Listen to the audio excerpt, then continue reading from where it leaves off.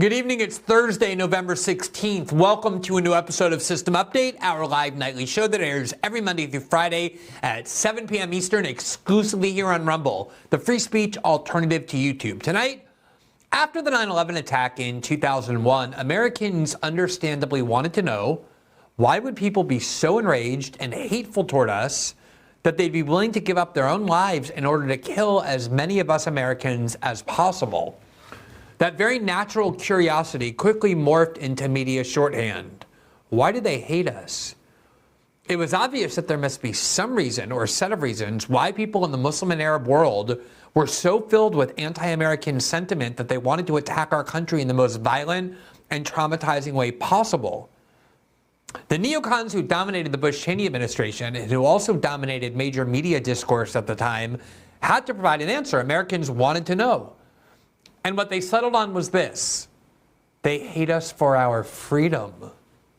According to this narrative, which was obviously designed to flatter Americans and tell them that our leaders bore no blame for any kind for provoking that attack, people in the Muslim world saw that we are free, that we get to choose our leaders democratically, that women are free to work, that LGBTs can live openly, that people have religious freedom. And this drove them so insane with rage and contempt that they just had to attack us and kill as many of us as they could over our freedom. Why? Because they hate us for our freedom. A very patriotic and reassuring message, to be sure, but also a childish and insultingly propagandistic one. There are countless free countries all over the world that Muslims had not attacked that way, from Japan, Greece, and Brazil to South Korea, Norway, and South Africa, and so many more. Obviously, there was something about the United States that made it such a specific and unique target beyond the fact that it was sort of free. One of the people who stepped into that debate was named Osama bin Laden, who was widely accused by the U.S. government, most Western intelligence agencies, and the U.S. media of being the leader of al-Qaeda and thus the perpetrator of the 9/11 attack. Though he denied responsibility for that attack, he did write a letter in 2002 that he entitled Letter to Americans, in which he purported to explain why so many Muslims in that part of the world feel resentment, rage, and hatred for the United States. He did not say it was because the United States was a free country. He instead cited several U.S. policies that involved heavily interfering in their part of the world, including, number one, imposing a sanctions regime on Iraq that killed hundreds of thousands of Iraqi children before the U.S. invasion in 2003. Number two, deploying U.S. military troops and military bases onto Saudi Arabian soil, which Muslims all throughout that region regard as religiously sacred. And three, the U.S. was arming, funding, and supporting Israel's abuse and bombing of Palestinians over many decades. Bin Laden and many other so-called Islamic extremists, who had just a short time before been American allies in the effort to defeat the Soviet army in Afghanistan, had cited these policy grievances many times before 9/11. While the 9/11 attack and the so-called war on terror that followed was pivotal to my own political trajectory, more and more Americans every year that goes by are too young to have lived through it. They don't know much about it. And many who did live through it, as we see often with history, have forgotten major parts of it.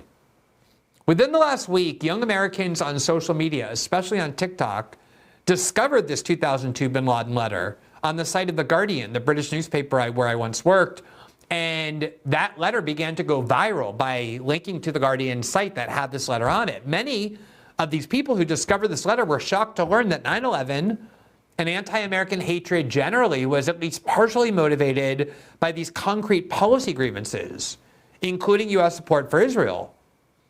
As a result, that bin Laden letter quickly went very viral.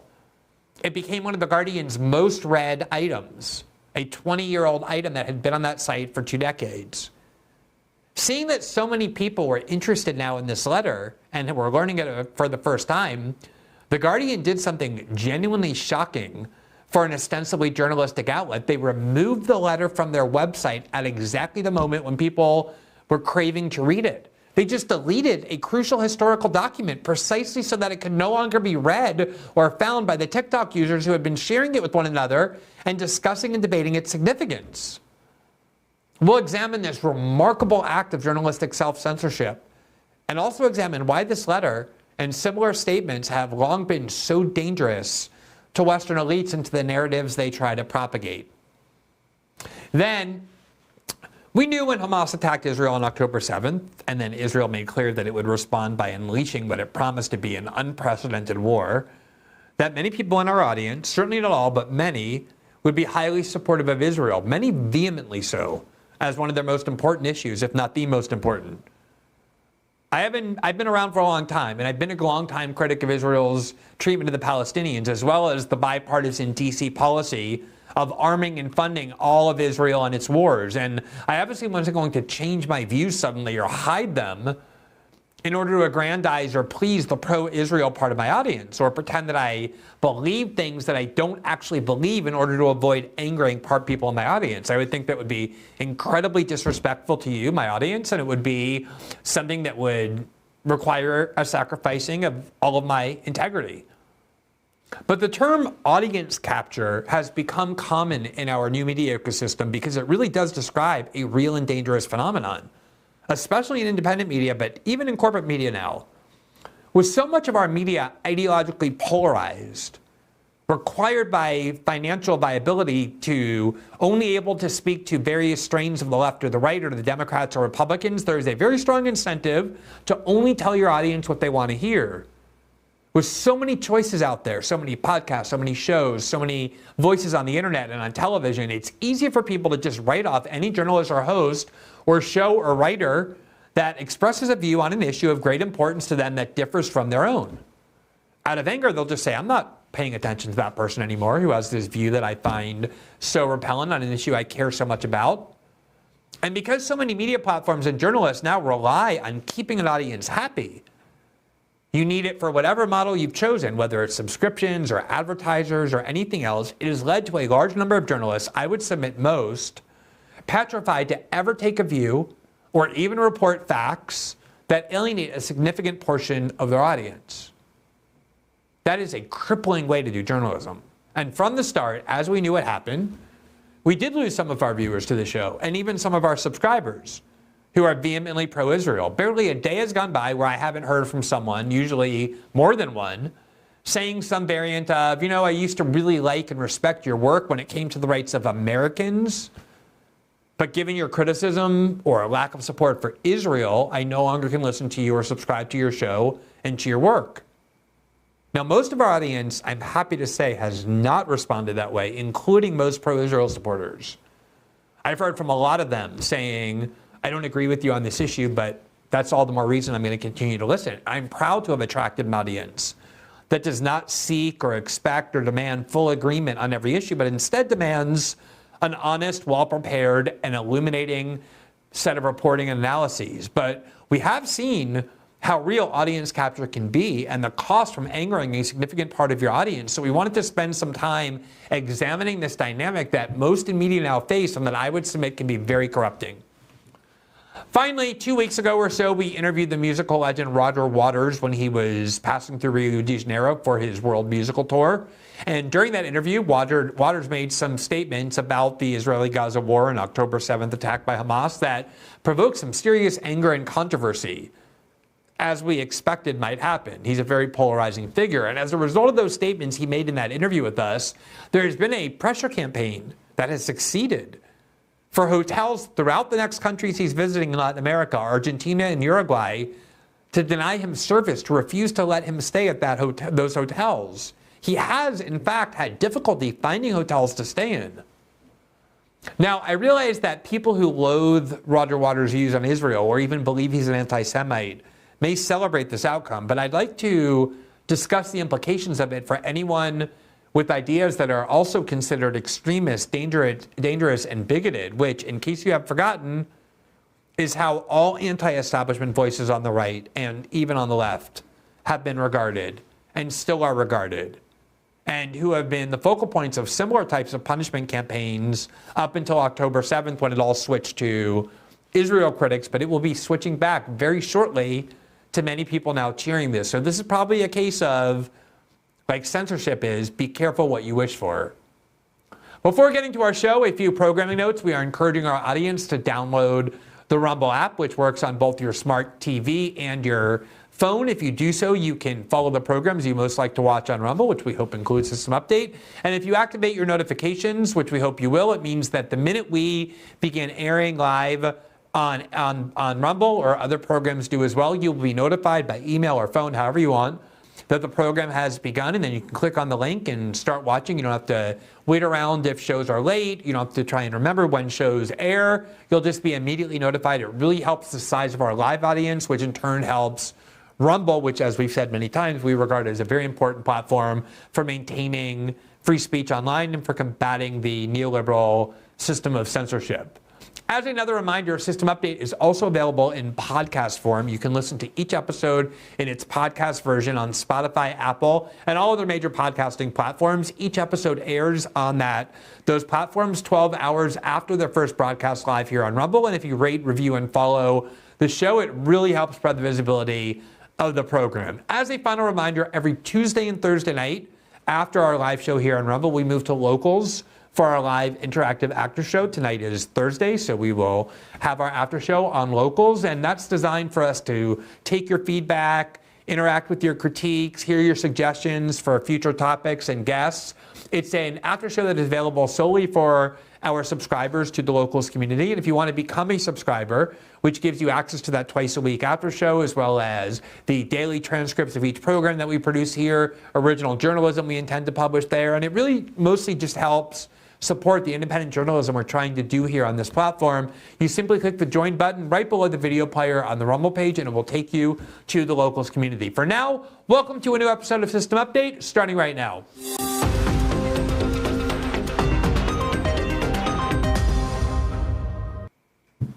One of the revelations I have been experiencing over, say, the past 5 or 6 years, as you do journalism for a long enough time, as you start to climb a little bit in age, even when you think you're one of the people who will never have that happen to them, you start to realize that what to you is extremely well-known history, every year to more and more people around you becomes something in the very distant past. I've talked about many times how the 9/11 attack and the resulting war on terror was one of the pivotal moments in my life. It's what led me to stop practicing law and want to write about politics and journalism. I felt like there was a lot going on that was getting insufficient attention in the media, a lot of propaganda in the media that I thought was very harmful. And that is one of the main reasons I began writing about politics. And for, I would say, the first 2 years or so, I focused on very little other than the civil liberty erosions and abuses that composed the Bush-Cheney neocon war on terror. That's when someone named Edward Snowden began reading my column and became inspired and animated by the arguments I was making and became radicalized in his job. And my audience grew pretty quickly because there weren't a lot of people talking about that at the time. And so for me, the history of 9/11 and the resulting war on terror is like second nature. I wrote a book about it 8 months or 9 months after I first began writing about politics at the request of a publishing company that made the New York Times bestseller list. It was a history of the war on terror and the critiques I had of the Bush-Cheney administration. So it's been something very central to my journalism for a long time. And obviously the Snowden reporting that I did that played a major role in my platform and my journalism career was all about how the NSA was exploited in the name of terrorism. But for a lot of people, 9/11 is dead history. It was 22 years ago. So that means that people who are 30 years old, who are 8 years old at the time of 9/11, people who are 25 were just born. It's a large population. And people 35 or even 40 were barely adults. So you're talking about a big, big portion of the population that did not really live through 9/11 in a way that would have allowed them to really remember and process and understand what was happening on a sophisticated or detailed level. And then you add on to that all the people who are apolitical or who weren't paying attention to politics then but now are. I'm talking about a gigantic number of people for whom 9/11 is kind of a vague historical event. They know that the United States was attacked. They know how. They know it was Al-Qaeda, or they believe it was Al-Qaeda, and they know it resulted in things like the Iraq War, but they don't think they know very much else about it. And one of the things we tried doing from the very first moment the Hamas attack happened on October 7th, when I could see that a massive war was coming from the Israelis. And it wasn't because I was prescient, it was because the Israelis were saying so. And I knew enough about the current composition of the Israeli government, filled with extremists and fanatics who have long wanted a reason to cleanse Gaza ethnically, to re-annex it, to move the Palestinians out of the West Bank, to annex that as well. I knew there was this massive war coming. And so from the very beginning, aside from trying to explain why I believe that the Hamas attack was so morally unjustifiable, no matter your view of the overall Palestinian cause, what I focused most on was trying to get people to say, look at what happened in 9/11, learn the lessons of 9/11. Don't let the anger and rage that you feel of watching these videos coming out of Israel lead you to support things that you're going to end up regretting, as so many Americans did in the wake of 9/11. They ended up supporting things, wars that they ended up regretting, acquiescing to an erosion of freedoms that they ended up regretting. That history is there for us to learn from. And that's why we've been encouraging people to look at it. Now, one of the most important parts of 9/11 was the question of why it happened. And one of the things I have seen with wars, I've been paying enough attention to enough wars to see all kinds of commonalities and propagandistic trends and the like. To be an American journalist, to be an American means you're going to focus on a lot of wars because our country fights or ends up in other ways involved in more wars than any other country on this planet by far. One of the things that happens is that there's always an attempt to say this side is the good side, the victims, that's our side. This side is the pure evil side, the savages, the monsters, the terrorists. And the bad side attack the good side for no reason whatsoever. And in order to do that, you have to cut off all history and start on the day of whatever attack you're trying to isolate. So the narrative became the United States was just sitting there minding its own business, a nice, peaceful, happy country. And out of nowhere, these Islamic extremist monsters attacked the United States.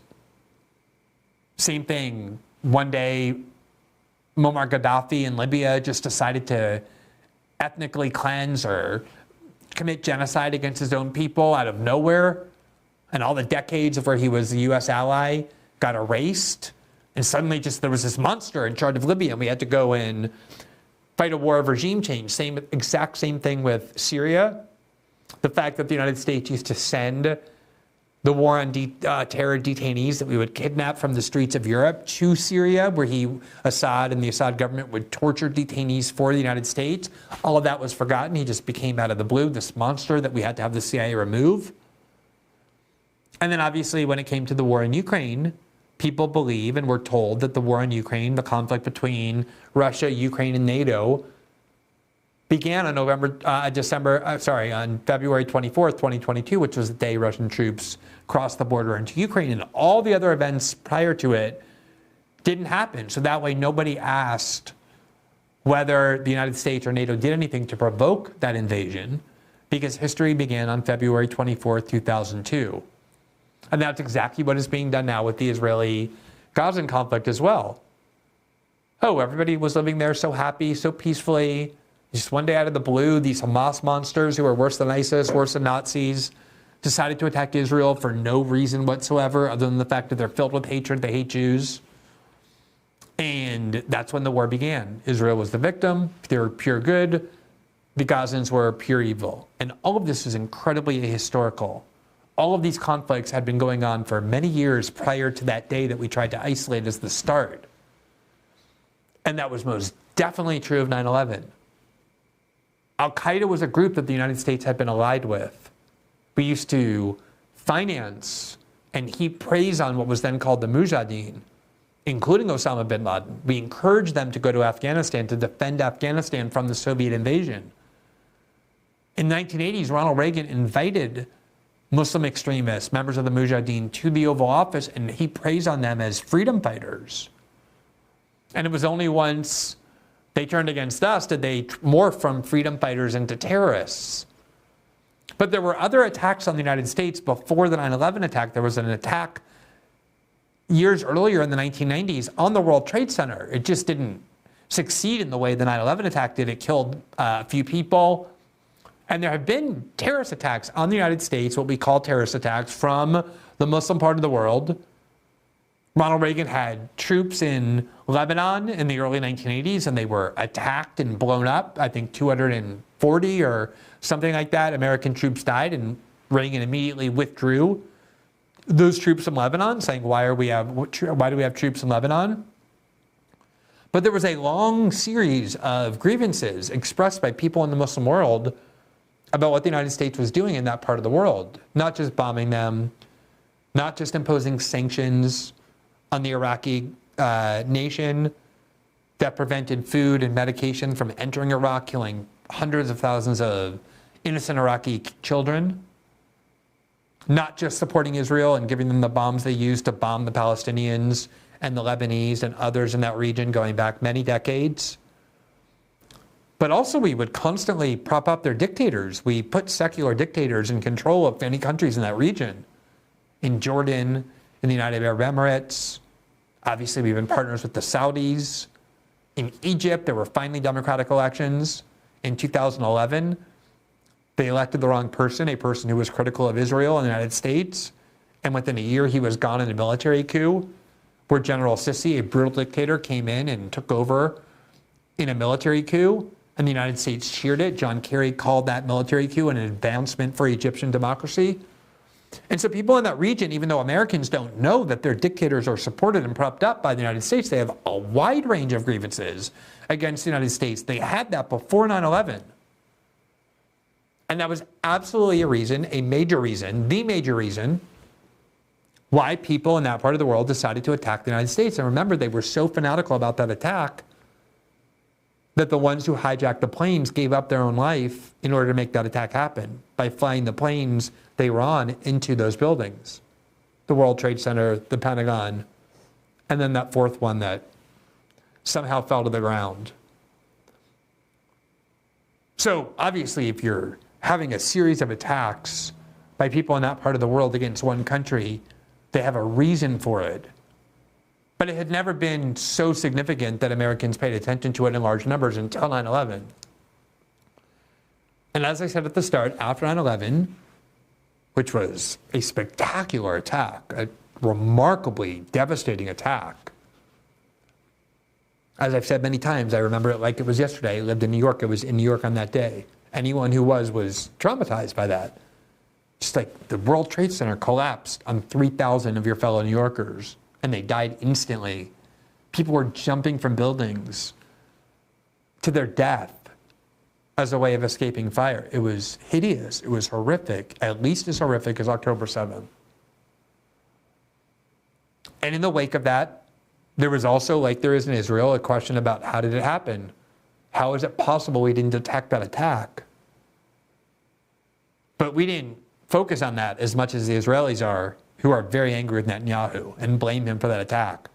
We didn't, though, focus on this question. Why did this happen? Why did they hate us? We couldn't figure it out. People who live in the United States believe and are told and are taught that we are a nice, good, benevolent, democratic, free country. We don't want to bother anybody in the world. We're not here to conquer anyone.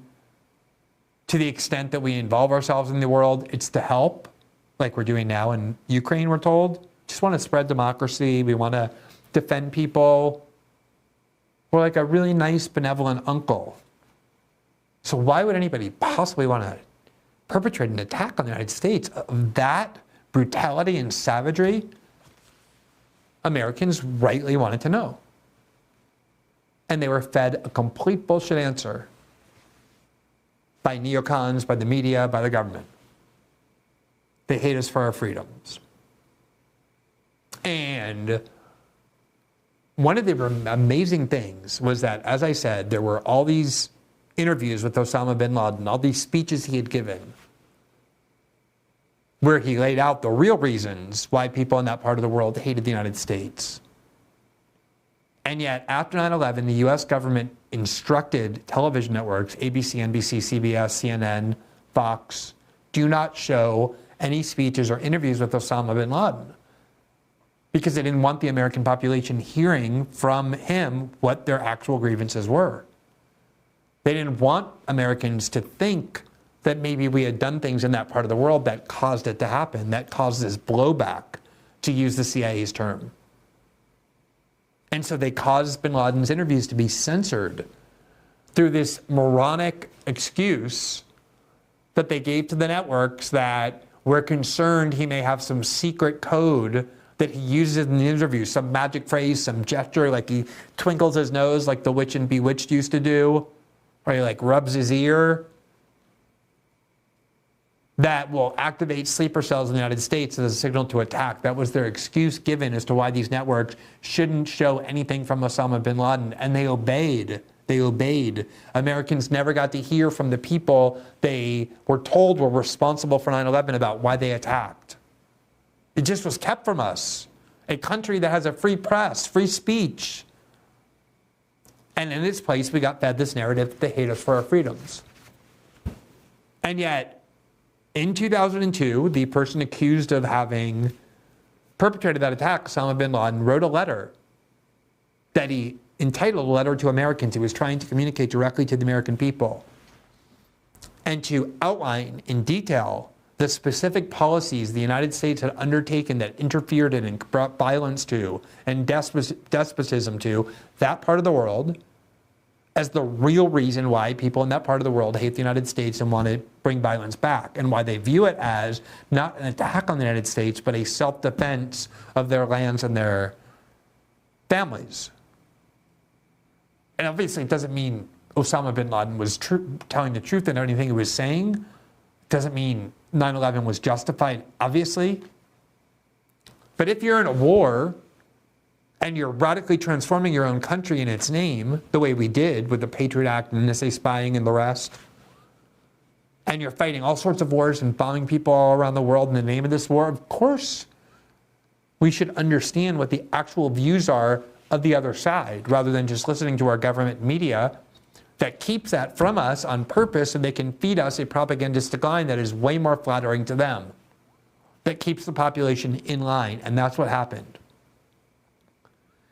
This 2002 letter from bin Laden was not very widely discussed at the time. Most Americans, I guarantee you, don't know about it, didn't know about it, even adults who were paying attention.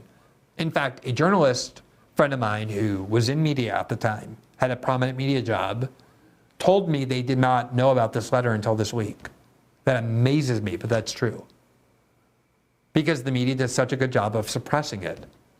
One of the very few places that actually contains this letter, where the letter was hosted, was on the Guardian website. And for whatever reasons, a bunch of young Americans started to find this letter and talk about it among themselves and say, oh my God, there's this letter from Osama bin Laden in 2002 purporting to explain why the 9/11 attack happened. And one of the things he said was that part of the reason why people in that part of the world hate the United States is because of the perception that we're responsible for Israeli attacks on the Palestinians. And we've talked on our show over the last 5 weeks about how that is undoubtedly true.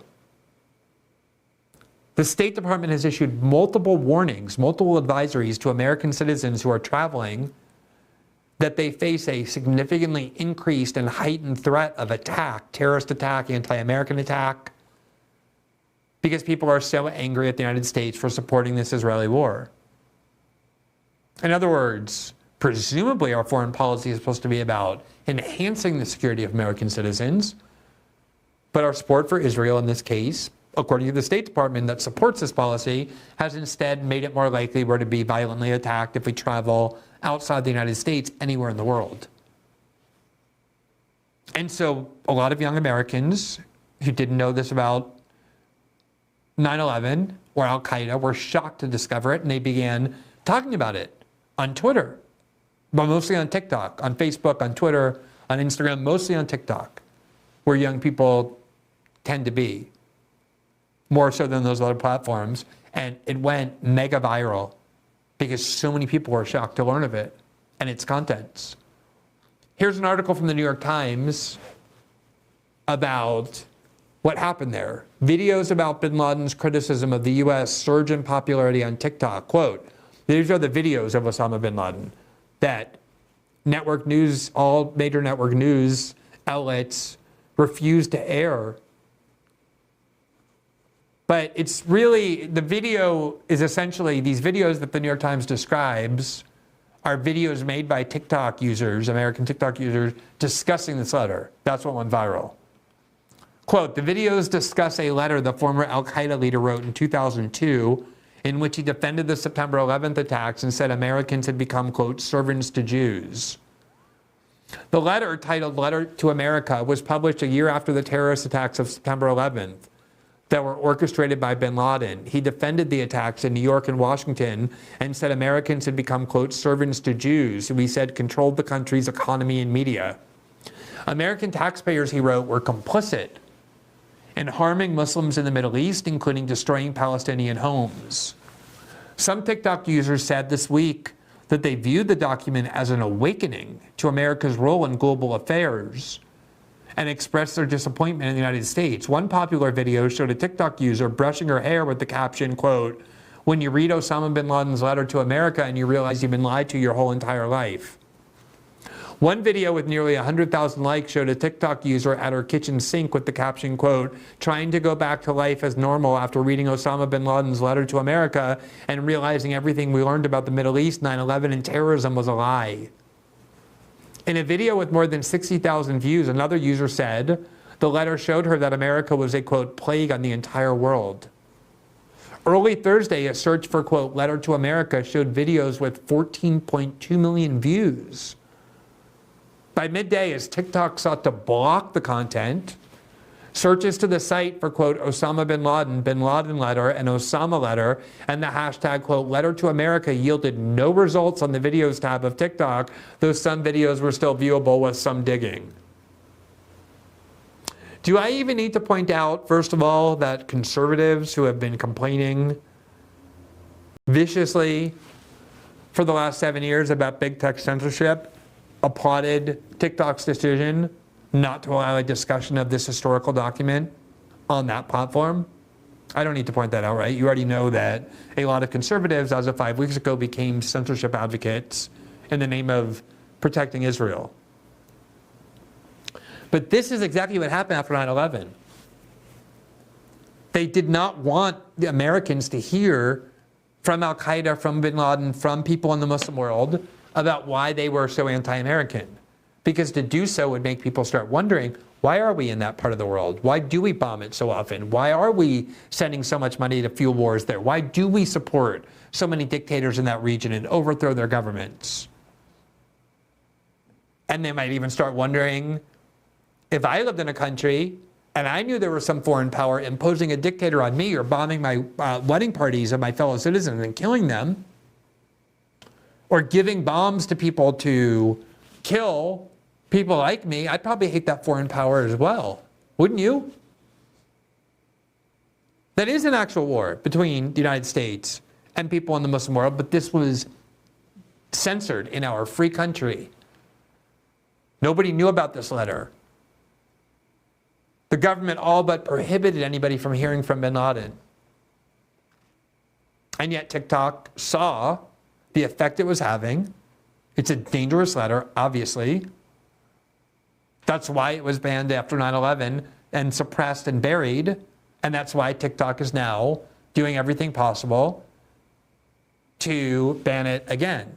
I know a lot of people have been convinced by the Obama administration that TikTok is some sort of arm of the Chinese Communist Party, and it's there to propagandize on behalf of the Chinese Communist Party and to censor in order to propagandize Americans.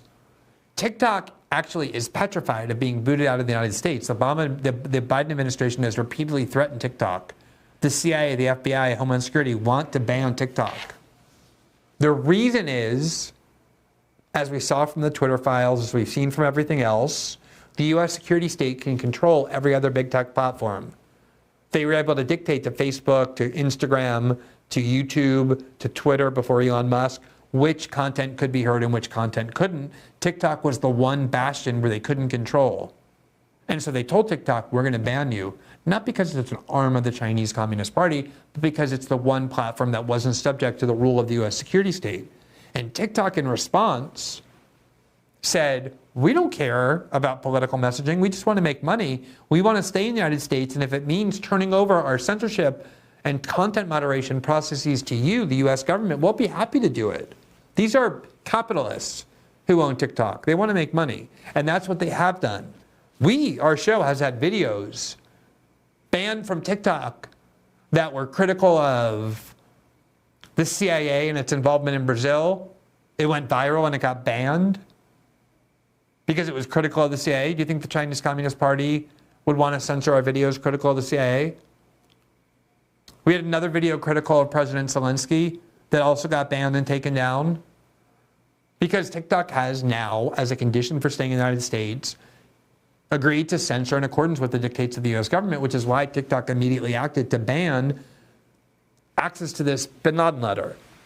The problem is, for people who wanted this letter to be banned, everybody had the link to the letter, which was on the Guardian's website.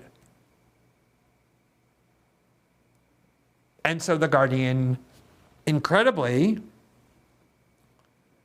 on its own or at the behest of somebody, decided to ban it. This is what you now see if you click on what had been a viral link to the 2002 Osama bin Laden letter.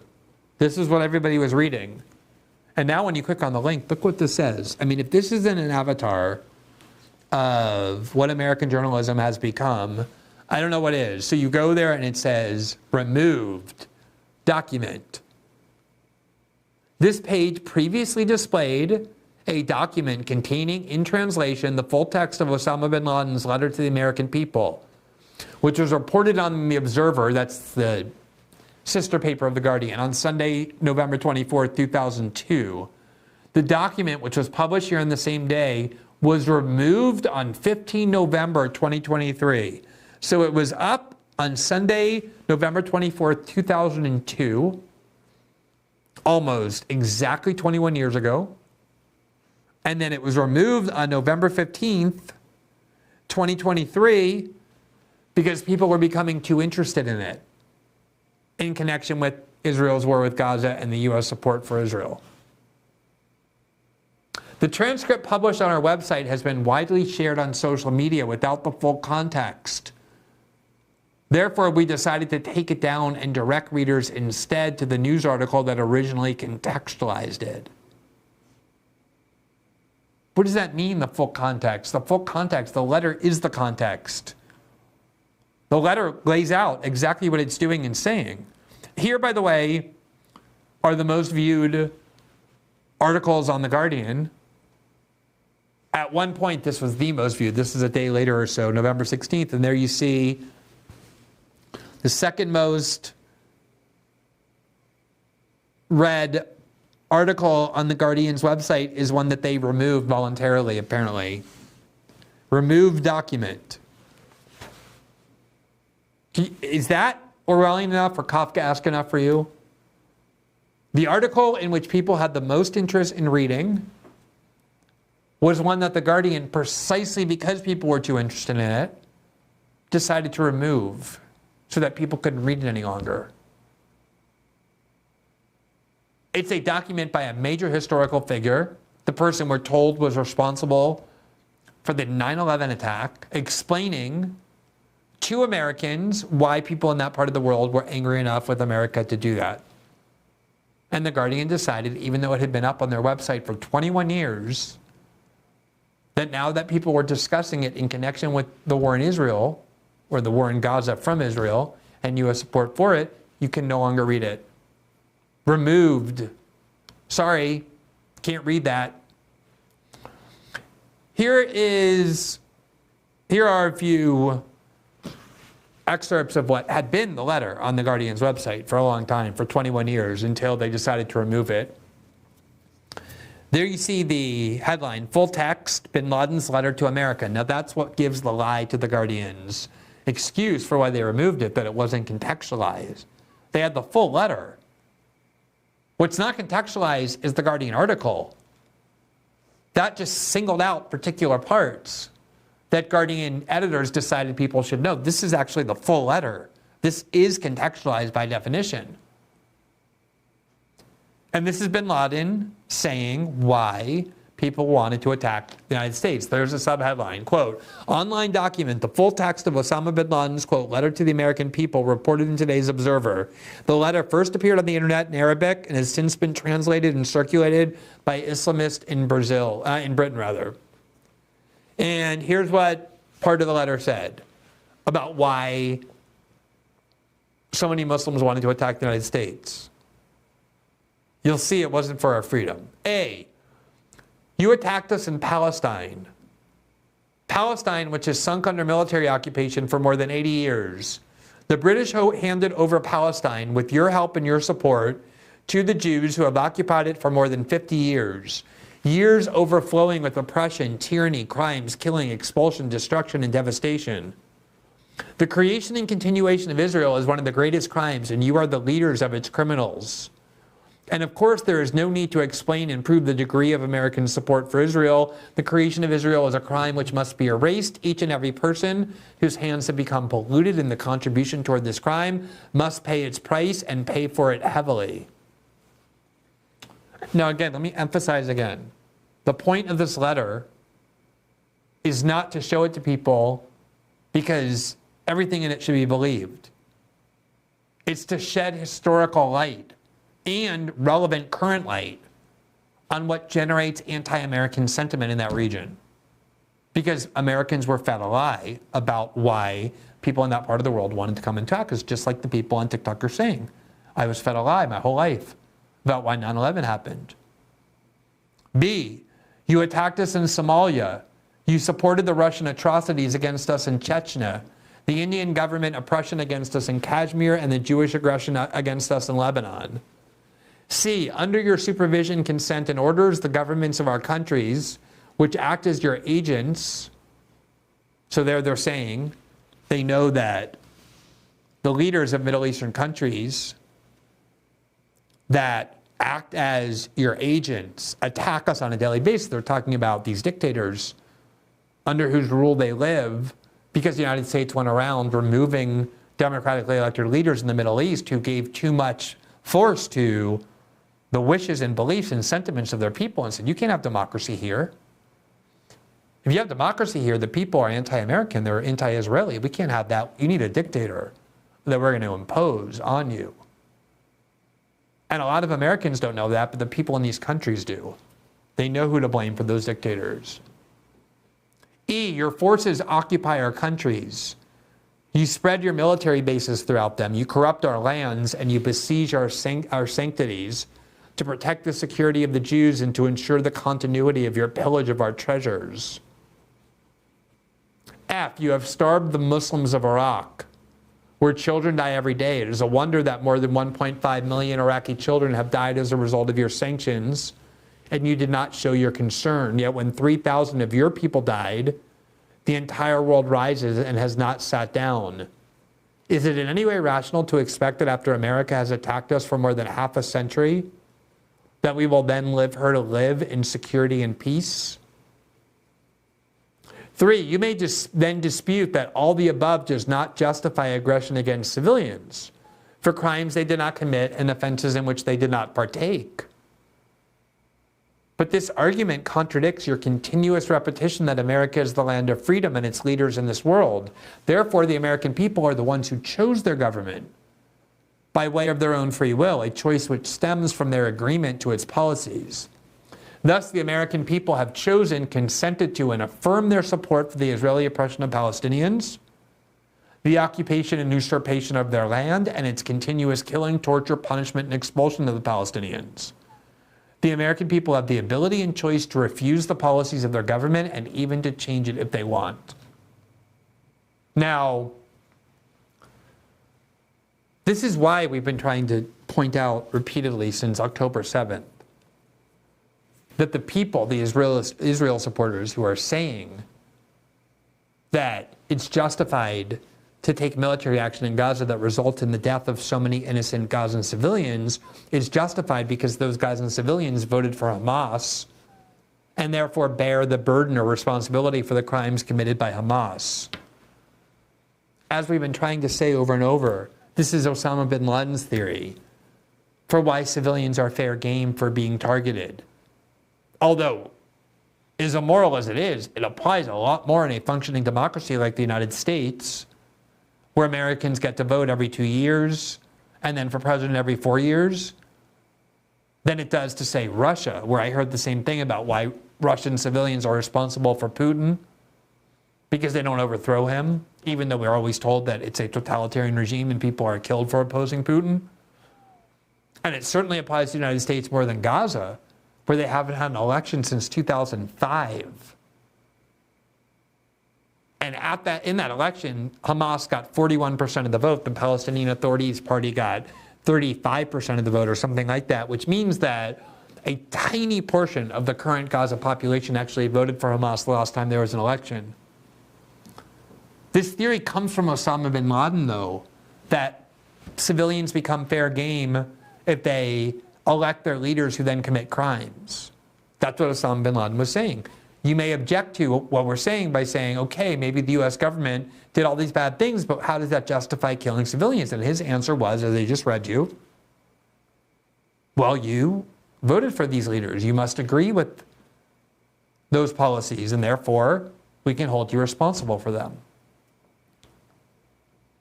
Here is a video of the Clinton Secretary of State, the beloved Madeleine Albright, when she appeared on 60 Minutes in 1997, so 4 years before the 9/11 attack. And amazingly, I think something broke in the matrix that day. She was asked by Leslie Stahl, what about all these Iraqi children that you killed in the sanctions regime? And this is a notorious clip. Here's what Madeleine Albright said. Obviously, a lot of Americans don't know this, but I guarantee you, especially as of 2001, most people in the Muslim world were well aware of what she said. We have heard that 500,000 children have died. I mean, that's more children than died in Hiroshima. And you know, is the price worth it? I think this is a very hard choice, but we think the price is worth it. Now, there's a dispute about how many Iraqi children died as a result of the U.S. sanctions regime. Bin Laden said 1.5 million. Leslie Stahl cited a study that said 500,000. There's no doubt, though, that many, tens of thousands, hundreds of thousands of Iraqi children died as a result of U.S. sanctions on Iraq. It didn't weaken Saddam Hussein. Sanctions almost never bring down the government. They strengthen the government and immiserate the population. It's doing that in Venezuela now. It's doing it in Cuba. It's doing it in Syria.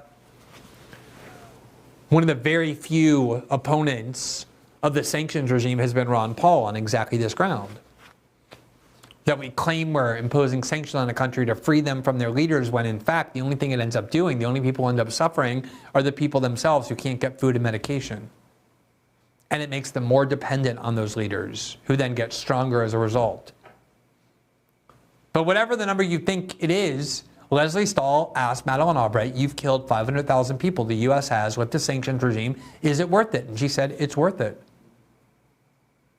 Put yourself in the place of someone who's in the Muslim world or in Iraq, and you hear that. How would you react? This is the sort of thing that we weren't allowed to know, that they so desperately kept from us on 9/11. And that they're keeping us from us now. Which is why TikTok acted to ban discussions of this, and then The Guardian helpfully removed the entire letter from their site, knowing that that was the viral link. And it cut Americans off, young Americans off on TikTok from finding that letter. I looked for that letter today. You can find it, but it's not easy. It's around, but not easy, not readily available. You have to look for a while. That's why it was so important that it was on the Guardian site. People could find it there. And now they can't. Now, let me just say that after 9/11, when I began doing journalism, I would frequently write about the fact that when we go and do violence in the Muslim world, we are not reducing the risk of terrorism. When we go and bomb the Muslim world, even though it was called the war on terror, it wasn't reducing terrorism, it was increasing the risk of terrorism. Just like I think Israel is increasing the risk in the future that it will be attacked, not decreasing it, by having hundreds of millions of Muslims in countries, big countries all over the world.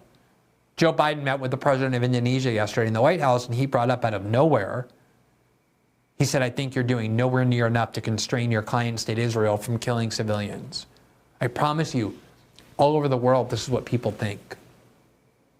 That this war is morally repellent and the United States is responsible. And I used to write all the time about terrorism cases after 9/11 where people would try and detonate bombs or carry out terrorist attacks on American soil.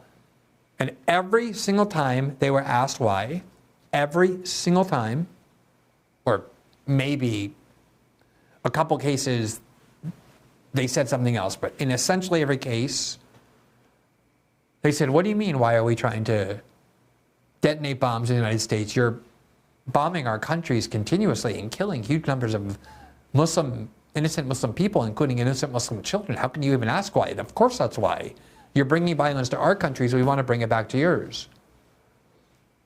And I would constantly write about this, obviously not to justify anti-American terrorism, which is, of course, what violence against us is called, terrorism. Our violence against them is not called terrorism.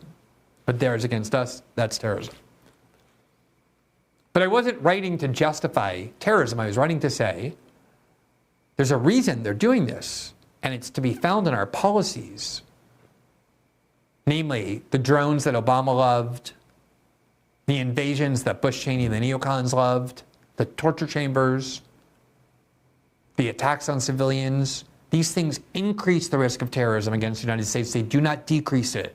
Just like our interference in the Muslim world for decades is what led to 9/11. And I know that sounds radical.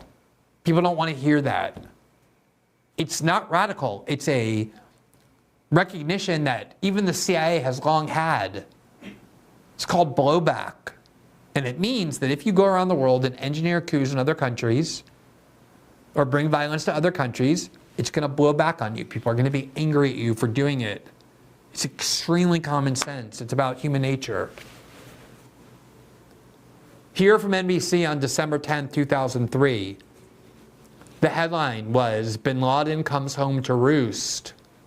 Michael Moran looks at U.S. ties to Osama bin Laden, trained and funded by the CIA to wreak havoc on the Soviet army and now turning his talents on Americans.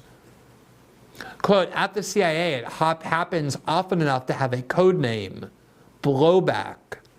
Simply defined, this is the term describing an agent, an operative, or an operation that has turned on its creators. Osama bin Laden, our new public enemy number one, is the personification of blowback. And the fact that he is viewed as a hero by millions in the Islamic world proves again the old adage, reap what you sow. This isn't Noam Chomsky saying this. This is on a NBC News website about a CIA doctrine. Quote, though we have still come to represent all that went wrong with the CIA's reckless strategy there, by the end of the Afghan war in 1989, bin Laden was still viewed as by the agency, the CIA, as something of a dilettante, a rich Saudi boy gone to war and welcomed home by the Saudi monarchy he so hated as something of a hero. One of the most notorious and celebrated attempts to attack the United States after 9/11 was when a Muslim man tried to detonate a bomb in Times Square.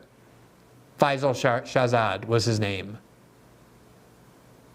And I wrote about the extraordinary court hearing where he was brought before a judge who asked him, why would you do this? Why would you want to blow up, detonate a bomb, and kill all kinds of innocent people? She was baffled that anyone would want to do that. This is 2010, 9 years after the 9/11 attack. I guarantee you she didn't read the bin Laden letter, or she wouldn't have been baffled. And here's what I wrote. I was at Salon at the time. Times Square bomber, cause and effect in the war on terror. Yet again, an attempted terrorist claims his actions were in response to U.S. violence in the Muslim world. Can we put the headline on the screen, please? There you see it. Times Square bomber, cause and effect in the war on terror. Yet again, an attempted terrorist claims his actions were in response to U.S. violence in the Muslim world. Quote, Faisal Shahzad was sentenced by a federal judge to life in prison yesterday for his attempted bombing of Times Square, a crime for which he previously pleaded guilty. Aside from proving yet again how uniquely effective our real judicial system is, as opposed to military commissions or lawless detention, in convicting and punishing terrorists. This episode shines substantial light on what I wrote about on Monday, namely how our actions in the Muslim world, ostensibly undertaken to combat terrorism, do more than anything else to spur terrorism and ensure its permanent continuation. When he pleaded guilty in June, this is what he told the baffled and angry judge about why he did what he did. Quote, if the United States does not get out of Iraq, Afghanistan, and other countries controlled by Muslims, he said, quote, we will be attacking the United States. Adding that Americans, quote, only care about their people, but they don't care about the people elsewhere in the world when they die. And as soon as he was taken into custody on May 3rd at JFK International Airport on board a flight to Dubai, the Pakistani-born Shahzad told agents that he was motivated by opposition to U.S. policy in the Muslim world, officials said. Quote, one of the first things he said was, quote, how would you feel if people attacked the United States? You are attacking a sovereign Pakistan, said one law enforcement official who spoke on condition of anonymity. And then yesterday at his sentencing, this is what he said when asked if he still wanted to plead guilty.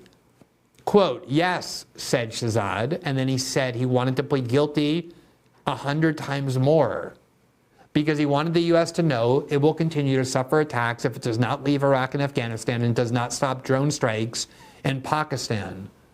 Calm but clearly angry and standing the whole time, Shahzad said the judge needed to understand his role. Quote, I consider myself a Muslim soldier, he said. When Judge Cederbaum asked whether he considered the people in Times Square to be innocent, he said they had elected the U.S. government. There was another exchange between Shahzad and the judge where she asked him, but what about all the innocent people you're going to kill, the children? And he said, do you care about all the innocent people your drones kill in Pakistan and Afghanistan? She couldn't connect those ideas. Now, another major terrorist attack that happened after 9/11 was the attack on the Pulse nightclub in Orlando that was very deceptively described as a hate crime against LGBTs because it happened to be a gay club. That was completely false. The Justice Department, under great pressure, decided to indict the wife of that killer, Omar Martin, because he had been dead. He was dead. There was no head to give the gay community in Orlando on a pike, and so they demanded that his wife be prosecuted for aiding and abetting his attack. She was put on trial. She was acquitted of all charges, I think very fairly. And in that trial, there was all sorts of evidence that emerged that proved he had no idea it was a gay club. He wasn't even looking for a gay club. He just wanted to find a large nightclub in Orlando. The first Google search, if you entered nightclub Orlando, was the Pulse nightclub. He was there for hours with his victims, killing people, shooting them, talking on the phone to police. Never once did he make a single homophobic comment or any reference to the fact that he was in a gay club. That wasn't his motive. His motive was vengeance for the bombing that the United States was doing in Iraq and Syria and Afghanistan. And that's what he said when he was on the phone with the police and the whole time he was in the Pulse Club. Here from The Intercept, this is, I believe, my article along with Murtaza Hussein's, where I say at the trial of Omar Matin's wife, new evidence emerges that undermines the belief about the Pulse massacre, including the motive. And there were a lot of other journalists who I reported on the trial. I listened to the trial. I followed it. I talked to the lawyers involved. And every journalist who did came to the same conclusion. And here's what I wrote, quote, as is true of most terrorists, Mateen was determined to ensure that the world knew the grievances and causes in whose name he was slaughtering innocent people. That's why terrorists go and kill people. They want the world to know their cause. He accomplished this in multiple ways. A running stream of commentary during the shooting spree, multiple statements to law enforcement officials by telephone from inside Pulse, and Facebook postings he published shortly before the killings. All of these statements contain numerous now standard grievances about U.S. foreign policy that are commonly cited by Muslims who attack Americans. Specifically, the use by the United States and its allies of widespread violence against Muslim civilians in the Middle East, and the perceived need to bring violence back to U.S. soil as a means of punishing past violence and deterring future aggression.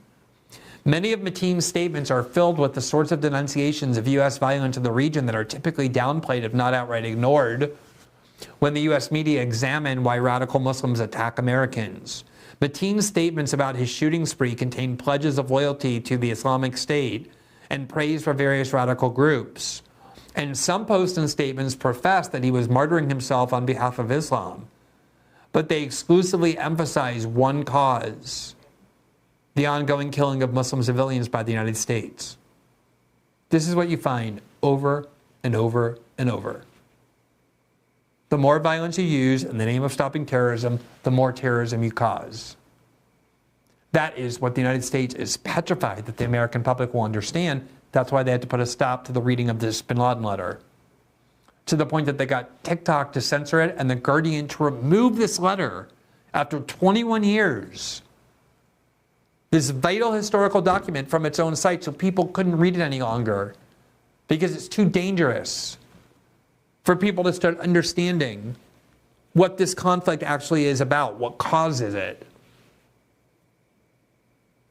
Now, the Israelis have their own form of blowback that the United States had by financing and supporting bin Laden and the Mujahideen.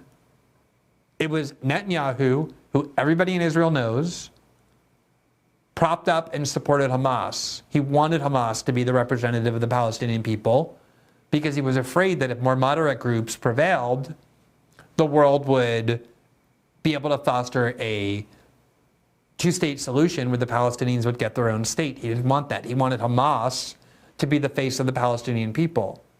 And so he propped up Hamas and did everything possible to hammer down the more moderate Palestinians.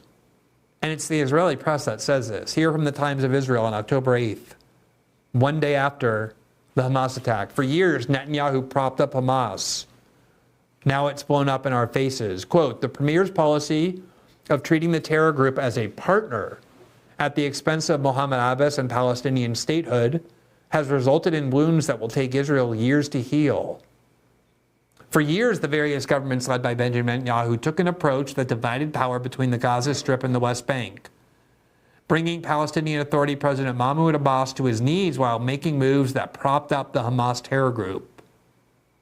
The idea was to prevent Abbas or anyone else in the Palestinian Authority's West Bank government from advancing toward the establishment of a Palestinian state. Thus, amid this bid to impair Abbas, Hamas was upgraded from a mere terror group to an organization with which Israel held indirect negotiations via Egypt, and one that was allowed to receive infusions of cash from abroad. For years, the various governments led by Netanyahu, we just went through that, most of the time, Israel policy was to treat the Palestinian Authority as a burden and Hamas as an asset. Far-right MK, member of the Knesset, Bezalel Smotrich, now the finance minister in the hardline government and leader of the religious Zionism party, said so himself in 2015. According to various reports, Netanyahu made a similar point at a Likud faction meeting in early 2019 when he was quoted as saying that those who oppose a Palestinian state should support the transfer of funds to Gaza because maintaining the separation between the Palestinian Authority and the West Bank and Hamas in Gaza would prevent the establishment of a Palestinian state.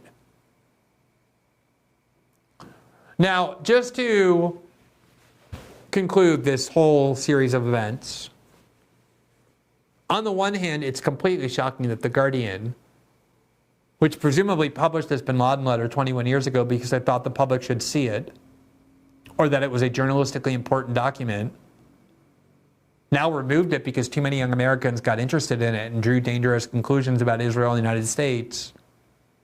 On the one hand, it's shocking that they censored their own document by removing it from their website right when people wanted to read it. On the other hand, we've seen it before. As I said, right after 9/11, the U.S. government ordered networks not to show any tapes or interviews with bin Laden, and they obeyed. That's why Americans didn't hear any of this. Here is the Reporters Committee for freedom of the press on October 11, 2001. So about a month after the September 11th attacks. White House urges TV networks to stop airing bin Laden tapes. Calling it, quote, an expression of concern, the White House asked news media networks to not air pre-recorded messages from terrorist Osama bin Laden in their entirety, and the networks announced that they would comply with this request. Behold our free press. The government says, don't show this. The networks say, no problem. In a conference call with network executives on October 10th, National Security Advisor Condoleezza Rice warned that such tapes from bin Laden and his henchmen could be used to frighten Americans, gain supporters, and send messages about future terrorist attacks. All 5 major news organizations, ABC, CBS, NBC, and its affiliate MSNBC, Fox, and CNN, agreed not to air unedited videotape statements from bin Laden or his followers and to remove language the government considers inflammatory. They handed the government editorial control over what they were willing to show Americans about what our enemy was saying about why they attacked the United States. Quote, this marked a rare moment when all of the networks decided on a joint agreement limiting prospective news coverage. In a press conference, White House spokesman Ari Fleischer said the Bush administration fears that the tapes are a way for bin Laden to send coded messages to other terrorists. Quote, the means of communication in Afghanistan right now are limited, he said. One way to communicate outside Afghanistan to followers is through the Western media. He said airing tapes from bin Laden, quote, is a forum for pre-recorded, pre-taped propaganda inciting people to kill Americans. But he said it wasn't censorship. Oh, perish the thought. Quote, this is just a request of the media, and the media makes their own decisions. There is currently a pressure campaign on TikTok to censor content that celebrities, particularly Jewish celebrities, like Amy Schumer and Sacha Baron Cohen and others, consider to be hate speech against Israel. So they're engaged in the kind of pressure campaign to censor political speech that this show and many of our conservative viewers have spent years denouncing. And yet I see a lot of applause for this now. Here from the New York Times on November 16th, that's today. Jewish celebrities and influencers confront TikTok executives in private call. TikTok faces escalating accusations that it promotes pro-Palestinian, anti-Israel content. Shame on you, Sacha Baron Cohen said on the call.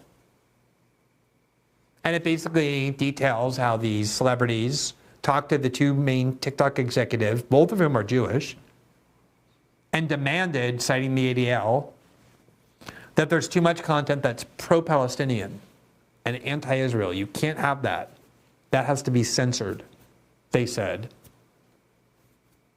And I guarantee you TikTok is in the process of complying. Just like those networks refused to show that bin Laden letter, just like TikTok banned and blocked the links and the viral videos and the hashtags to this letter written by Osama bin Laden. When you're in a position that you have newspapers deleting and suppressing and removing from their own site documents that they published previously that a lot of people want to read, and a mass censorship campaign, which is what we've seen in the United States since October 7th, where people are being fired in massive numbers, never for supporting Israel, never for going too far by saying erase Gaza, only by criticizing Israel or expressing pro-Palestinian views. When you have a censorship crisis of that magnitude and an escalating effort to suppress from the American people authentic historical documents so they cannot read the views and perspectives of people in the Muslim world, only what they're being told by the United States and the Israeli governments, that is a deeply dangerous situation. That is the situation that prevailed after 9/11. That is what led to the war on terror excesses. People were lied to about 9/11. For years, to this day they are. Because they still think that we were attacked because they hate us so much for our freedoms. And not because we've been interfering in that part of the world and dropping bombs and bringing violence and bringing coups and imposing dictators for decades. Now, maybe once you have all the information, you're going to still think, no, I believe in the good versus evil narrative. I think the United States is pure good, the victim. I think the Muslims who attacked us are pure evil. That's fine. Maybe you'll think that about Israel as well. No, I don't accept that Palestinians are angry because they're the subject of a blockade and an occupation, a brutal, illegal occupation for decades, and have been bombed repeatedly by Israel. That's not what I believe. I believe that Israel is the purely good power, the victim here. Even though they're way more powerful, they're also the victim. That's fine. You can believe that. People believe that. I know people who believe that about either Israel and or the United States.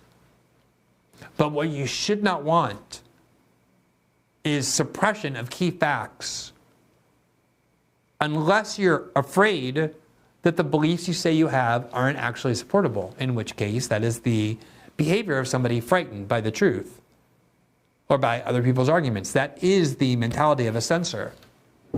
I don't want people hearing these views because they regard these views as too dangerous. Even though the American right has been unified against that mentality, many on the right now support it ever since Israel was attacked. That's the truth. And as a result, it's getting increasingly dangerous. This is not a case, by the way, where it used to be that the American right was censored and the liberals were the ones doing the censoring, and now the American right saying, we get to finally censor you. The reason criticism of Israel is being censored, the reason pro-Palestinian voices are being censored, isn't because the American right wants it to be. It's because the establishment power centers in the West want it to be. It just so happens that the American right, much of it is aligned this time with the power centers in the West. They're all in agreement in their pro-Israel views.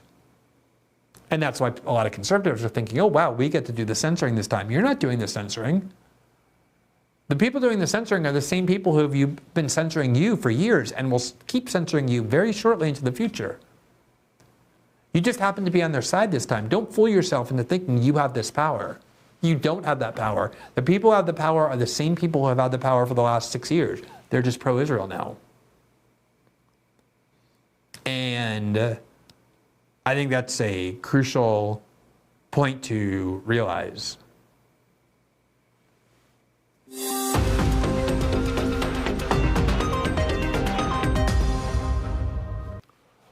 One of our first sponsors, one of my favorite, is Field of Greens. I think they were actually our very first sponsor. And as you know, our show in doing independent journalism relies on our sponsors, and we really encourage you to patronize our sponsors because that will keep them supporting our show, which we need, which Rumble needs. And the deal I reach with Rumble, and I think a lot of people who are on Rumble reach the same deal, is that I can reject any ads that I want if I don't feel comfortable recommending or vouching for the company. I told them I need to get the products, I need to do the research, I need to be convinced that this company that wants to sponsor our show, any of them, is valid, is real, that their product is actually good, that they stand behind it, that if people are dissatisfied, they can get refunds. We've rejected ads because I couldn't determine whether I felt comfortable vouching for those companies because I can't put my integrity for sale. I can't tell you, oh, go use this company, and then you find out that is actually no good. That is not the case for Field of Greens. And they are back. We've had great success with them. They are offering a Black Friday sale where you can get 30% off on any of their products if you just use the code VIP. That's the code VIP, and you get 30% off their products. And I really hope you'll go to their site and look at what it is that they have. They are basically a company that is all about your health, your organic body processes, which is something I focus a lot on. You may know that I'm a vegan. I think a lot about my physical health, what I put into my body, the kind of exercise I do. You don't have to be a vegan at all to use this product, but one of the things that I learned about it is that it is very organic. It doesn't rely on a lot of preservatives or chemicals or things like that. And for that reason, it really does do things like give you more energy throughout the day. I found that immediately when I started using it. It helps your organism function. It helps with your digestion. It makes your skin look healthier. Like your hair and nails grow faster and look healthier. Just like it makes everything function better because it combines with what your body needs. It's based on nutrients and vitamins and all sorts of supplements that a lot of research has gone into trying to figure out how to consolidate. And again, I use it. And when I use it, I feel better about myself. I feel better physically. And you actually do see results. So do the show, if you want to support our show, one way to do it is by patronizing our sponsors. You know that the media has tried to drive away a lot of Rumble sponsors with all these articles that Rumble is this site of right-wing disinformation and hate speech. And they call subscribers and say, why are you associating yourself with Rumble? Companies that stay with us deserve to be supported. And Field of Greens has been with us for a good while now. They are a product I feel extremely good about recommending. People who have bought it have told me they like it, they love it, it's been good for them. And so just go to their site, it's fieldofgreens.com. You have this 30% off for your entire order with that code VIP. And I'm very confident you will come back happy that you not only got to consume a product that makes you feel physically better and look physically better, but also one that helps a loyal sponsor, one that I really believe in of our program.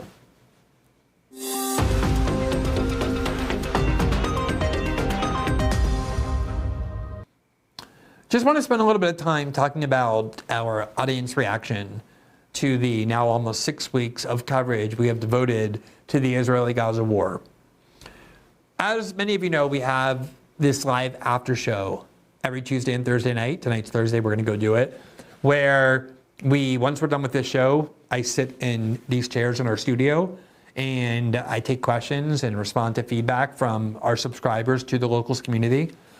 I think it's $5 a month, $7 a month, something like that to subscribe.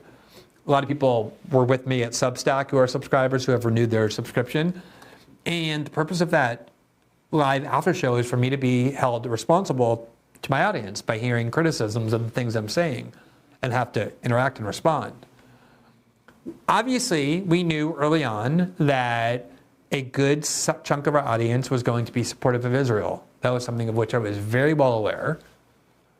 But I also have a long history as an American Jew, as an American, of being very critical of the Israeli denial of Palestinian statehood, of the illegal occupation of the West Bank, of the blockade of Gaza, of the frequent bombing by the Israelis, of the U.S. support for all of those Israeli wars. These are ideas I have been defending and advocating for a long time, and I knew once that Hamas attack happened that was so horrific that it was going to provoke exactly what it has, really an unprecedented kind of war in terms of watching a trapped, helpless population, 50% of whom are children, relentlessly be bombed and killed. 1 out of every 200 people in Gaza have been killed in the last 5 weeks, and we're nowhere near the end of this war.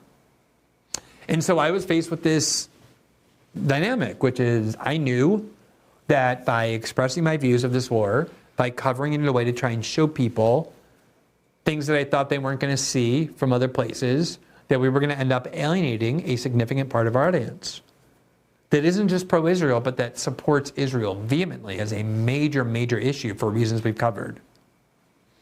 And obviously, I didn't have a choice.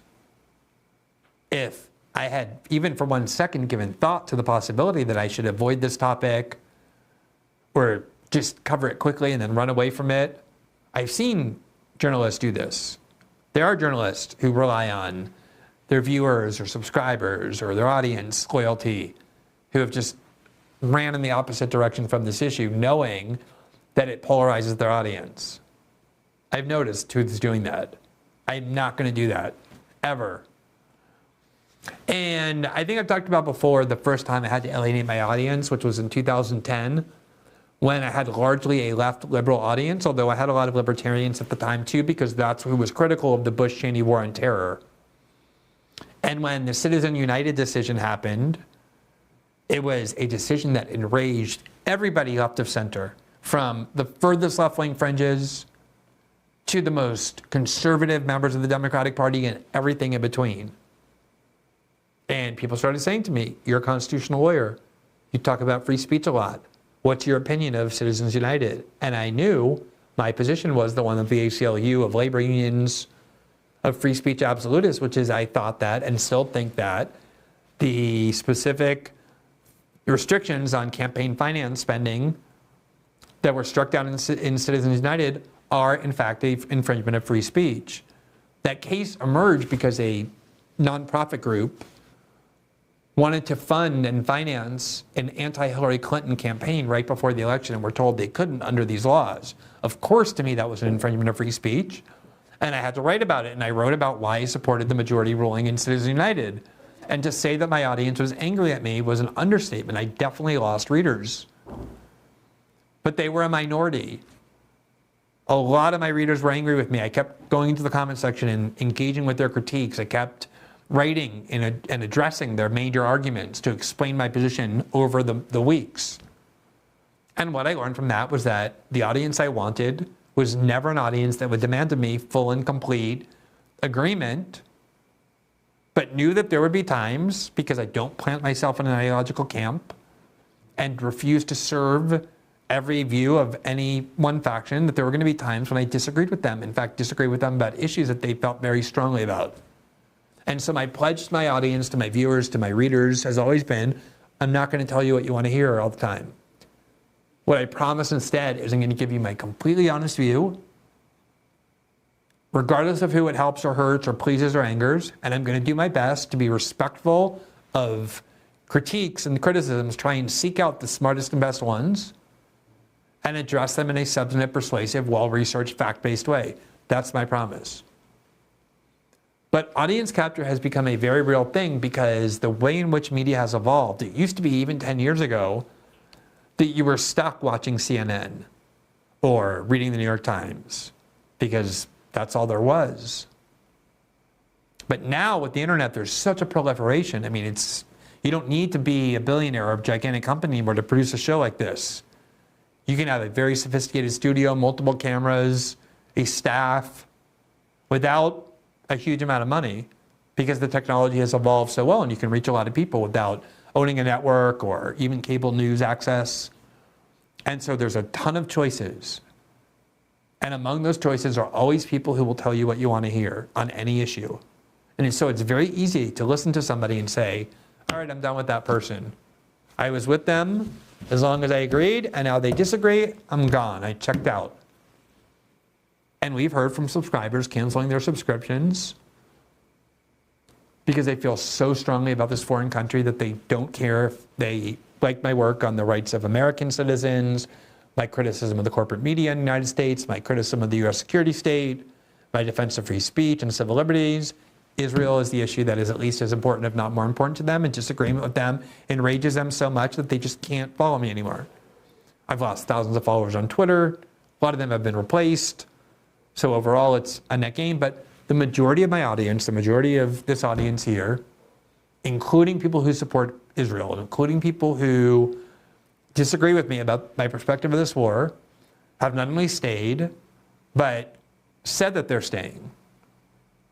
But I just want to tell you that audience capture is very real. You feel it. Because the model that most media outlets now use is one that relies on subscribers or having a big enough audience for ads. And either way, losing or alienating part of your audience can have a very direct impact on your ability to earn a living, to support your family. And I see all the time people capitulating to that pressure. And I felt it, I'm not gonna lie. I of course knew that was a danger. But there's no way I can do this work if it doesn't come from a place of passion and honesty. My integrity is just not for sale. I'd honestly rather lose 90% of my viewers and subscribers than have to go home at night after the show and put my head on my pillow and know that I somehow changed my view or altered it or suppressed it or modified it.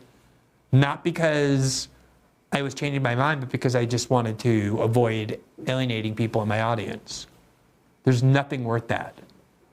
And we did lose some people, but a small percentage, and I'm very thrilled to know that I have deliberately sought to attract and cultivate an audience of people who are willing to hear disagreements, who actually want to hear disagreements, who find that illuminating and stimulating.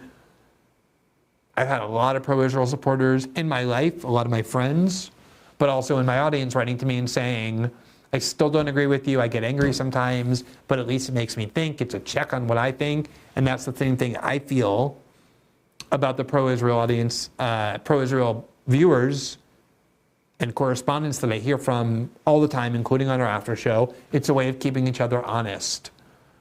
And it really is true. There are shows that do very well in terms of attracting a larger audience and making a lot of money for their hosts. And they say, I'm here. I'm in this part of the Republican Party. I'm in this part of the Democratic Party. I'm in this faction and that one. Come to me and you will never hear anything that conflicts with your worldview. It's a successful model. But ultimately, it's a model that has no nutrition. It's a model that is soul draining instead of affirming, and it creates nothing good. And I'm okay with losing 10% or 15% of our audience or our subscriber base. I have no doubt that we will build that back and more. It's happened many times in my career. I lost 20 to 5% of my audience in 2009 when I extended my critique of the war on terror under George Bush to the identical war on terror policies of Barack Obama, and a huge number of Democrats who thought I was so great. Like, wait a minute, I'm not here for criticism of the Democratic Party. I'm out of here. And then over time, it built back up and exceeded that. But you have to be willing to take that risk and feel that pain. But it's so worth it at the end, and it's the only kind of journalism that matters. Do not seek out and do not trust people who tell you what you want to hear all the time. It is not good for you. It's not good for journalism. It's not good for our discourse. All right, last story before we go to our after show for our local subscribers, which is the musical legend Roger Waters was here on our show.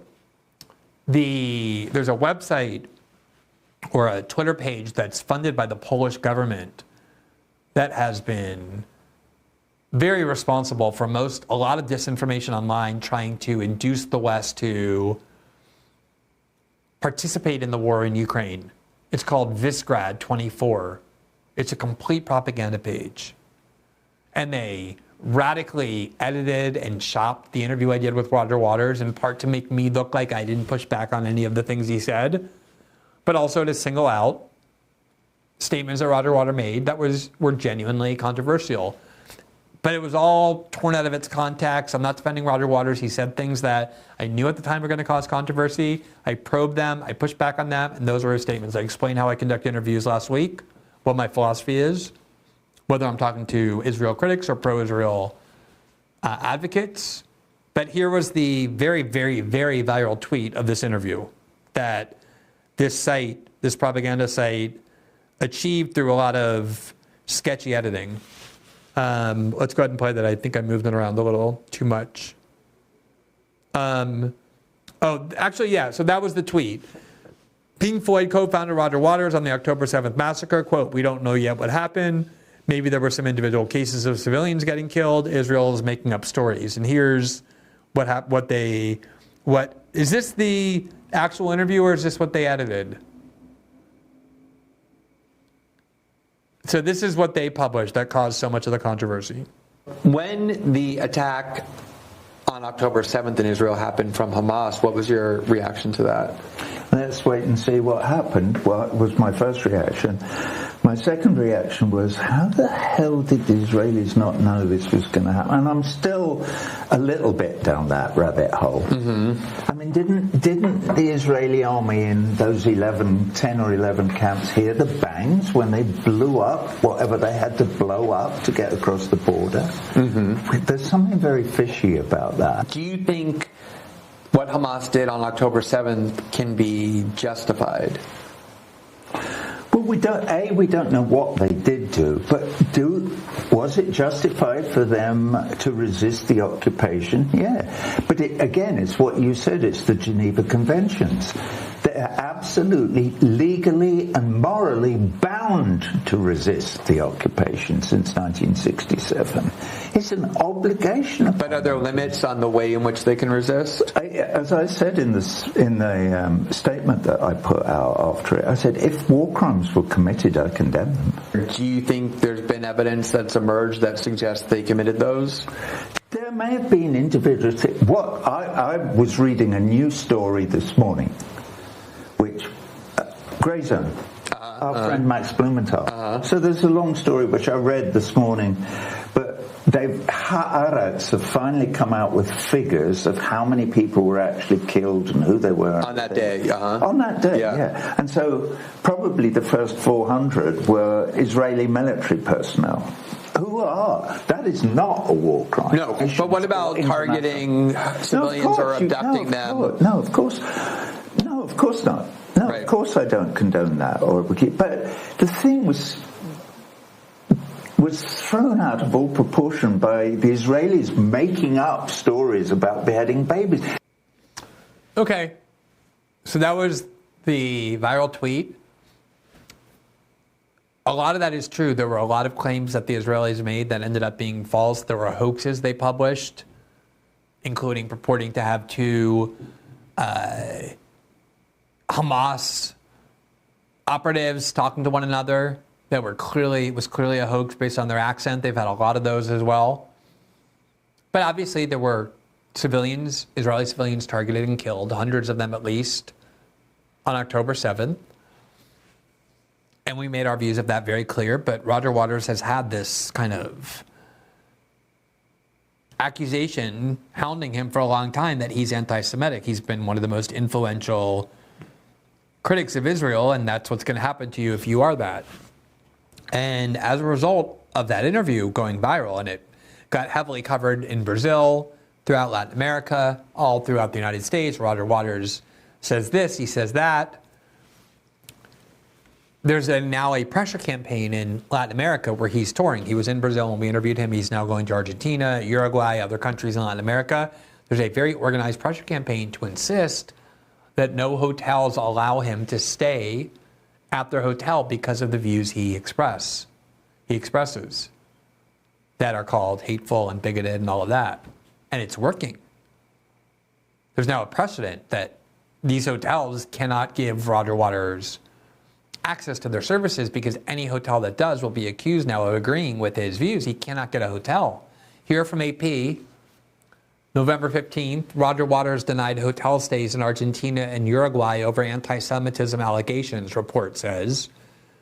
The dateline is Rio de Janeiro from AP. Hotels in Argentina and Uruguay reportedly rejected reservations from Pink Floyd co-founder Roger Waters over accusations of anti-Semitism leveled at the British singer known for his pro-Palestinian views. Waters was due to stay in Argentina's capital, Buenos Aires, ahead of shows scheduled for November 21st and 22nd as part of his This Is Not a Drill tour. But the reservations fell through, with hotels citing a lack of availability, the Argentine newspaper Pagina 12 reported. Hotels in Montevideo and neighboring Uruguay also refused to host him, but did not provide a reason. The story quoted Waters as saying, the president of the Central Israelite Committee of Uruguay, Rabbi Schindler, sent a list to the Sofitel Hotel urging it not to host Waters. Waters, quote, takes advantage of his fame as an artist to lie and spew his hatred toward Israel and Jews, Schindler said. Quote, by receiving him, you will be, even if you do not want to, propagating the hatred this man exudes. Waters has been dogged by accusations of anti-Semitism for years, including criticism by the U.S. government earlier this year. They're referring there to a U.S. government official, Deborah Lipstadt, who's like the official anti-Semitism accuser. She goes around putting the anti-Semitism label on critics of Israel on behalf of the U.S. government. Quote, the State Department said Waters has a, quote, long track record of using anti-Semitic tropes to denigrate Jewish people. In a recent interview with the journalist Glenn Greenwald, Waters said the surprise attack by Hamas militants in Israel on October 7th was, quote, blown out of all proportion by the Israelis inventing stories about beheading babies. Now, I know there are a lot of people, especially Israel supporters, celebrating that Roger Waters can't get a hotel room because he's regarded as having hateful, extremist, and bigoted views. And I would like to just remind conservatives, or anybody else hearing that until October 7th, the people who were regarded as having the most extremist, dangerous, and bigoted views were people on the American right. They were the ones getting excluded from services everywhere.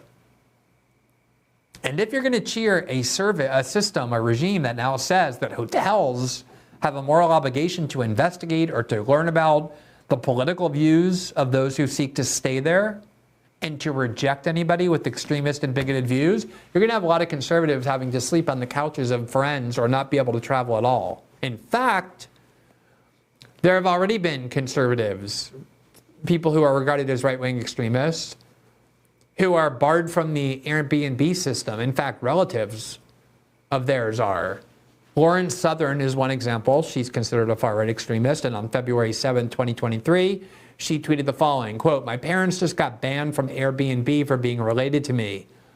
They have never booked anything for me. They do not represent me in any way. They aren't publicly political in any way. How is this sane in any way?" And she has a notice that she shared from Airbnb saying, "We have an update to share. We've removed you from the Airbnb platform because your account is closely associated with the person who isn't allowed to use Airbnb, which is her. Why we made this decision? For the safety of our community. We remove accounts that are closely associated with people who aren't allowed to use Airbnb." The far-right activist, in the words of The Hill, Laura Loomer, who happens to be a fanatical supporter of Israel, ironically, was banned by PayPal because of the view that her views are too extreme to allow her to enter and use the financial services system. We've reported a lot on similar cases of people who are increasingly now being banned from using our society's services. People banned from GoFundMe, raising charity accounts, from PayPal, from banks, because of their views of those institutions' views of ideology or the pressure put on those institutions not to associate themselves or provide services to people with bad views. So if you're a conservative and you're celebrating what happened to Roger Waters because you think he's anti-Semitic and hate him or whatever, be careful what you wish for. Because this system, once you strengthen it, it's already been used against you and it will continue to be. You can applaud it and that will have no effect but strengthening it. Again, the American right is not in control of the system. Roger Waters isn't being censored because the American right dislikes him. He's being censored because the U.S. government under Joe Biden and the bipartisan consensus regards him as dangerous. And so just the fact that conservatives happen to be along for the ride in this case because they also support Israel, don't convince yourself that you're now in the driver's seat of these multiple-pronged censorship regime weapons that have been used against you in the past and will continue to be used against you in the future, and in a strengthened way if you cheerlead for them. That's the same for right-wing support for censorship in the name of protecting Israel. You are strengthening a censorship regime that you've long complained about because it's targeting you.